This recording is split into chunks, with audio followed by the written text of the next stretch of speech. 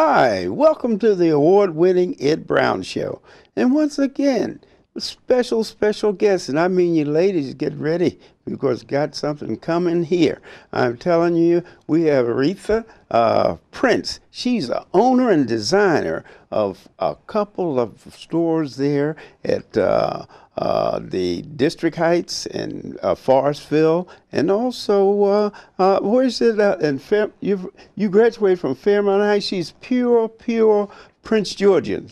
She's raised here, went to Fairmont Heights, and then she started. Tell us, how did you get involved in the fashions, especially African fashions? Okay. Well, first of all, I was raised in Prince George's County, and I graduated from Fairmont Heights High School, and I went immediately into the federal government. So I worked for the federal government for 20 years, and I've always been crafty. So I've always done things on the side, like sew. I started sewing when I was in the 7th grade. I bet your grandma taught you that, right? No, no, I taught myself how to sew. Taught yourself? Well, I took sewing in the 7th grade, and I liked Okay. it. So, and when I was young, I was tall and skinny, so I couldn't get my pants long enough. So you decided to get make the right your own, fit, I huh? had to make them. And then when I got older, I got bigger, so the pants were long enough, so I didn't have to sew anymore. So anyway, I was working for the federal government, and I started selling at a flea market on Marlboro Pike. Oh yeah, you design things. Then on Saturday you go down at the flea market, right? You're right. I would go to the flea market, and I would sell dolls, and I would do macrame hangers, and I would take them and sell at the flea market, and I would also make chocolate chip cookies and sell those at the Is flea that market. right? You were an entrepreneur from the beginning. It yeah? seemed like I was an entrepreneur at that point, because Right. that was when I first started selling and found out that I had an interest in retail. Now, how did you decide on the African accent? Well, let me see. That was kind of by accident. I was dating a fella at that time who was very Afrocentric. Is that right? Yeah, and he and I would go to the festivals, and he would always go to the African tables. Is that right? Where they were selling African crafts. So I would tag along, and I started looking at it too. So there was going to be a Kwanzaa program at Howard U, at Howard University. And this was back in 1985. So I had told him that I found a vendor that sold African things, and that he should order some items from that vendor and take it to Howard U at the Kwanzaa show and sell them. Well, he didn't do it, so I did it. Oh, wow. Yeah, so I ordered. So you had that bug a long time. Well, huh? I didn't know it. It was brewing. It was there, but I didn't know it was there. So anyway, I ordered the African art, and I went to the Kwanzaa celebration that Aya Handy was having at Howard U, and I did so well. Is that right? Yes, it was so good, and it was so interesting, and it was my first time really being in such a cultural environment. And from that point on, I was, you You were hooked. I was changed. Yeah. You got I was hooked. hooked. I was. You got hooked. I was hooked. Yeah. And then from there, I started vending at other fairs, and I opened up a kiosk at PG Plaza. So I opened up a kiosk at PG Plaza, and I was selling jewelry and little wood carvings, some of the same things I sold at the Kwanzaa event. And I was working my regular job, and I had the kiosk on the side. Right. So I was doing both things, and then I opened another store. And then I got to the point, I said, well, if you have people working for you, why are you working for somebody? So then I quit That's a good thing. Young people now, they need to get more into the economy in this country. Yeah. And in order to get that, you have to start businesses, and and the idea is that you can work harder for yourself than for someone else. Then you don't have to worry about your future, because you're building a future when you have a business. Once you get in the economy of this country, and that's a great example entrepreneur, starting early and getting involved. And I'd like to congratulate you Thank you. for, things that you've done here for the Prince George's County community. Thank you. Now, tell us something about the different countries that you've been involved with. Okay, I've been to, my first trip to Africa was to Kenya. Mm-hmm. It was to Kenya. And this is a Kenyan designer? No, that particular design is from, it's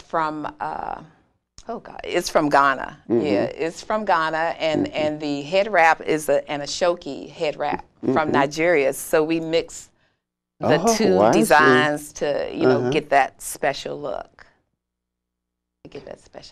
Oh, I see. So with that, now this is jewelry. Explain something about this different jewelry that you have here. Oh, okay. That jewelry, that's genuine copper jewelry.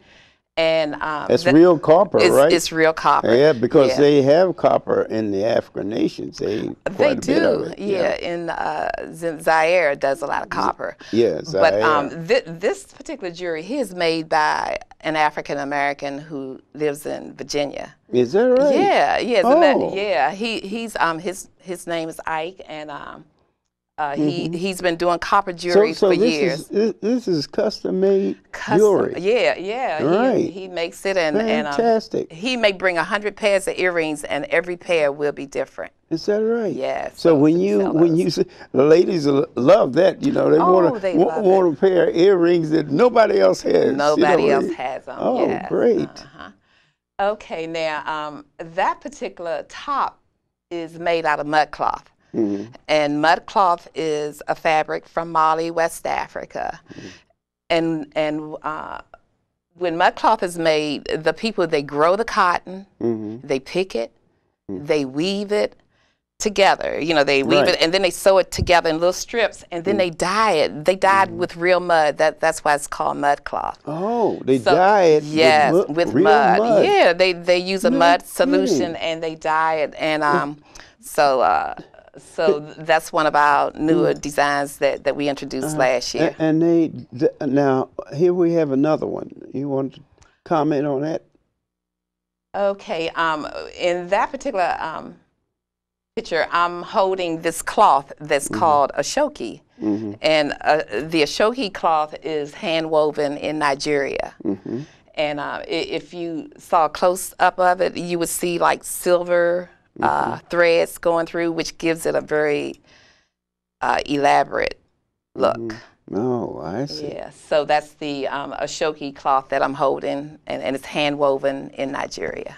Oh, hand woven in Nigeria. Yep, it's woven by hand in Nigeria. That's just like custom made, getting a suit made. When you get a suit made, it's they call it tailor made. Right, it's made to fit your body. If you're slim or if you're sort of heavy or whatever, it's made to fit your suit. And that's the same way the designers get involved. What about this one? Okay, now that particular outfit is made by one of my favorite designers, Mamadou Ka, and he's from Senegal. Is that right? And he and we've been working together for about, I say for the past 6 years. Really? Yeah, excellent. so he does the creations, and then I'll fine tune it and tell him how to make it better, or how to bring the right colors that we like to wear during different seasons. And I'm the significance there, is it a ritual, or the colors represent the flag of the nation, or anything like that? No, that particular outfit is more contemporary. It doesn't have any meaning to it. No significance. But the color, the red, makes it more like an outfit that you would wear to a very festive event. Yeah, like you wouldn't go to the grocery store with that. You wouldn't wear it to a funeral or anything like that. A funeral, nothing like that. A festive type of outfit. Very festive, right. Yeah, celebrated. Now, here we have another one. Okay, that particular outfit is made by Mamadou Ka also, and it's a new design that he introduced just a couple months ago. So it's Is that right? It's new on the market. Yeah, new on the market. Yeah, and we do custom tailoring, custom orders. So if somebody liked that outfit and they wanted it like in red and white, we I could see. do that. They can take the same design and change the colors. Yeah, that's great because we do custom orders. People have, they have preferences in color, and having the preference in color, is that significant to a fair or anything, or is the fact that it's just a personal thing? Yeah, years ago, colors may have meant a little bit more than it does now, but now people they pretty much wear the colors they want to wear, and it's more seasonal. Like, people like to wear the lighter colors during the fall and spring, and they like to wear the darker colors in the evening. Okay, we have another one here. That's real fancy there. Oh yeah, now that particular outfit is made by Mama Ducal also, and that outfit is nice for a wedding. Oh, yeah, I see. I could see it. See the bridesmaids wearing that, because that white trim would accentuate the bride's white dress. The white trim on the sleeve and on the bottom. Is that pants under there? No. The designer got very creative, and he added just some satin fabric underneath. A satin fabric to give it more of a feminine. Give it a different look, and that same satin is on the sleeves. On the sleeve. Yeah. And like you were saying, that the sleeves are significant of a wedding, something very formal. That's what you deal with that. Yeah. Right. Dressy. So hey, now we have one here. Tell us about this. Okay, now this really has a history. We talk about this off camera. Go ahead. Okay, that particular outfit is made in Ghana, and is made by a very good designer from Ghana, and her name is Delight, and that's a very new contemporary style that we bought here last fall.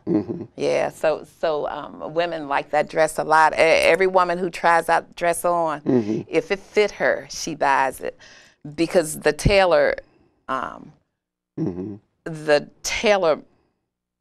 sewed it in a way that it just accentuates the body. It makes you look real good. Yeah, because you look at the sleeves there; they're flared out, and that seemed to be very comfortable too. For a person that's wearing it. Yeah. Because it's not what you call form fitting, but it's significant enough and attractive enough with the floral design on the bottom. It's all one color, but it's significant with the bottom of it is floral design. Is the reason for that? Satin, yeah. Satin. Yeah, it has satin on the bottom that gives it that dressy look. Oh, I see. Yeah, that gives a formal look, huh? Right. Yeah. Now, as far as designing and everything, do you get involved with men's design? A little bit. Because they wear kimonos. I think that's where the kimono comes from, isn't it? That's from the men Japan. wear the dashikis. Dashikis. Right. You're right. The men wear the dashikis. Right. And this past February for Black History Month, the men at Reed Temple wore African clothing for a concert at their church, and it was really beautiful. They all had on African outfits, and a lot of them came to Gallery Africa to buy their outfits. Is that right? So we do have men's outfits. We have the bubas, and we have the dashikis, and we're getting into a little linen for men also.